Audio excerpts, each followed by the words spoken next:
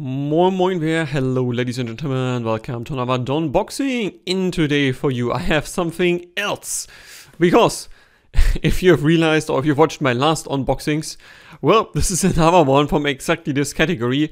After my experience with the Xinhs, I think, what was it, HS40 or so, was really bad because it was so bright that it's literally unlistenable, and AliExpress denied my return. Well, they gave me a huge discount for their flagship, the actual flagship that they have at the moment, with 2DD and 6BA. And yeah, so I said, yeah, okay, I mean, how bad can it honestly be? So here we are today with, again, the same cheap packaging for a 280 buck IM coming like this. Like, ugh, okay. And then we remove what is inside, and we get one and again two cases. And I already know there will be an additional cable in here, because they told me, yeah, okay, we also sent you a nice additional cable. And I assume by weight, this is probably the nice cable, because this is definitively heavier. So let's get this out first.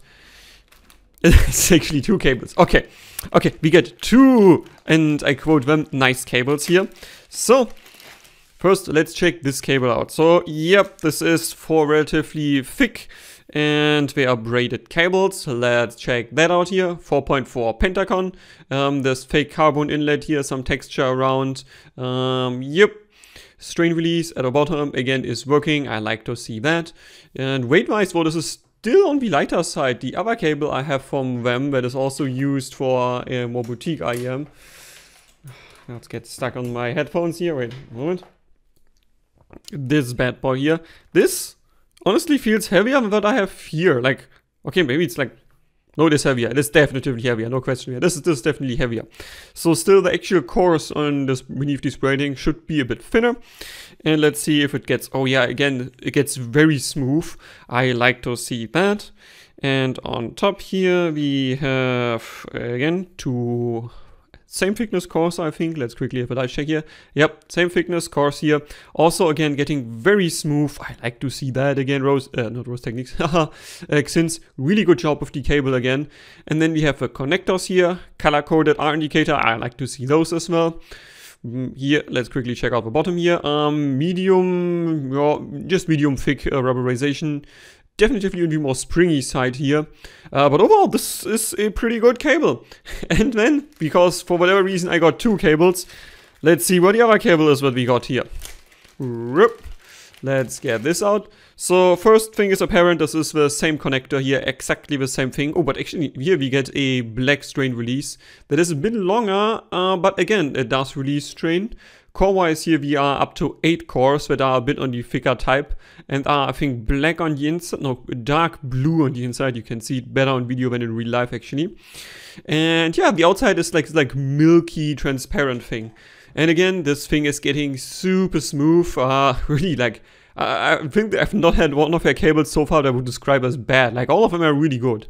And again, the same splitter and a chin slider that does stay in place. Nice, nice. A bit too much friction though, but it does stay in place. Let's quickly check out the other one here.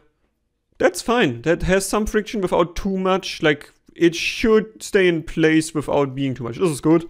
While this here has a bit more friction overall. And then let's least see cable thickness here. It's the same thickness, so definitely more medium thick cores. Like, definitely not medium, it's a bit thicker than that. And again, smooth as you can see here, like literally just, that's how it arrived here, immediately smooth. This is really something they do very well overall.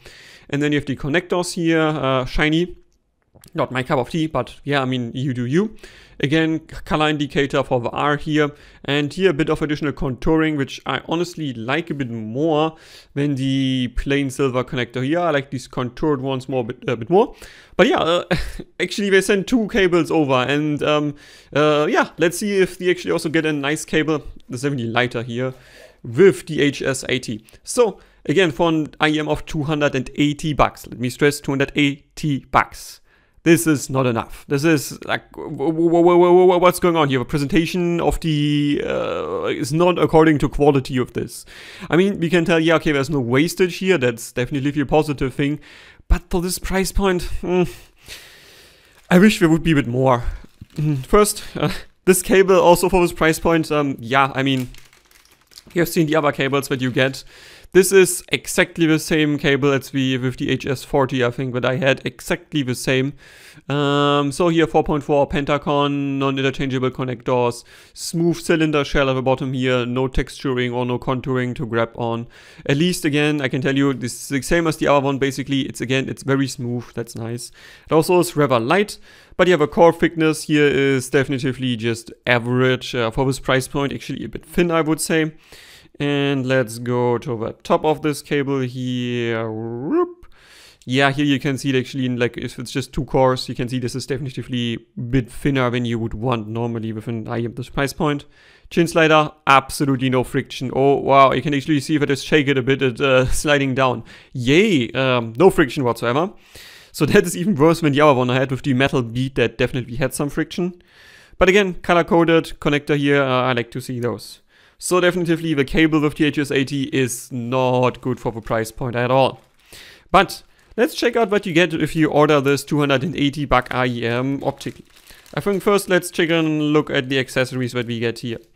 So we have these silicone tips here, which I have seen with a bazillion other brands, including brands like Xinhs. They give you this LZ audio, you also get those. ISN audio, you also get these. So this is a standard off-the-mill silicone tip.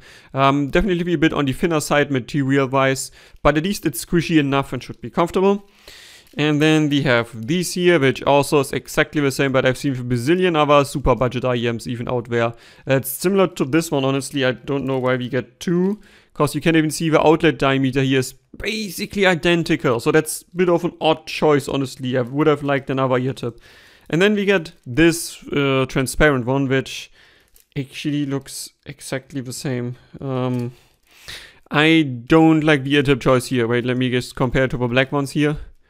See what I mean? They look basically identical to each other. Also the outlet diameter here looks like it's the same. Let's quickly check it out here. Yeah, right. So we get 3 sets of ear tips that are basically identical. For 280 bucks, not good enough. Not good enough. But IEM, let's check out what you get when you order the HS80 here. Yep. Let's get both of it out. And I can already see this is again a relatively big shell, definitively. And this is the HS80. And in real life, it does look better than in the pictures here. So these swirls should be individual for each IEM. And as you can see, mine are definitely looking pretty good. This is way more colorful than the picture of the HS80 they provide here. And there's also no scratches or anything here, which again, Puller goes to show, yep, this is how it's supposed to be. Even if you get ghetto packaging, you still no scratches here. And oh, I like to see this. This is using this transparent frosted optics here. Gray blue. Honestly, this looks nice. It's a bit difficult to see in video. In real life, it's a bit more transparent. But dang, this is chic.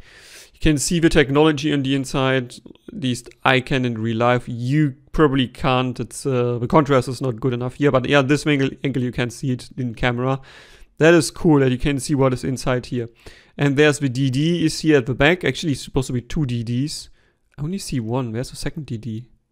Huh. Strange. I only see 1 DD here. Maybe this is 2 that are facing each other. Would be a bit difficult to tell. But yeah, this thing is cramped full with drivers. And in terms of build quality, so this is one-piece design. As you can see, it's all resin.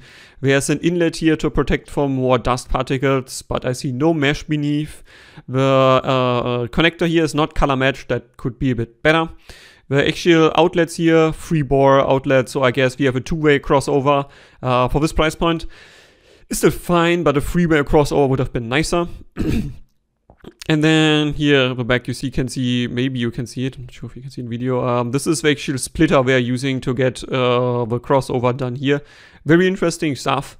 And on that, there isn't much to tell you. It looks like it's a bug standard semi-custom shell IEM. Definitely a bit bigger.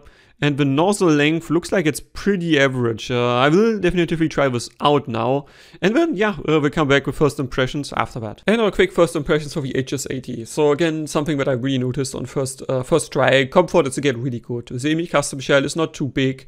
It is definitely big, but not too big. The nozzle isn't too long. It also isn't too short. The insertion angle is well chosen. So very, very nice fit overall. But sound-wise, first impressions was it's pretty bright. Second impressions was it's shouty. Third impressions was it also is sibilant. Third impressions was why do the mids sound so weird? And then fourth impression was okay, the bass is pretty decent, but somehow also not the greatest. And when we now take a look at the measurements, what the fuck is that? So first, let me say positively, it doesn't sound as bad as it measures, but it also doesn't sound good at all. And this definitively comes off as shouty, and I cannot see a single person who will find this not shouty. And this is to a degree bad that I was like, okay, is Peace again on the background? Does Equalizer LPO run? So I double checked, Peace was out, was not running, but it also was deactivated. I still double checked, deactivated it again, and because I was so weirded out by this, I was like, okay, let me do sanity check, let me do measurements. And you can see now a set of measurements that I did on the same day, basically directly after I measured this. And as you can also see, these measure totally normal. This is the Xinhs ME500, yeah. Bright V-shaped, okay, fine. And then we also have here the quintet, also absolutely okay. But yeah, this does not measure better, so definitively my equalizer is not on. This just measures really badly. And yeah, I will stick a little bit more because there are some redeeming qualities here, but this is more for the actual review. That's it. Hope you enjoyed it. Questions, recommendations, or criticisms, please leave a comment. Donspektor out.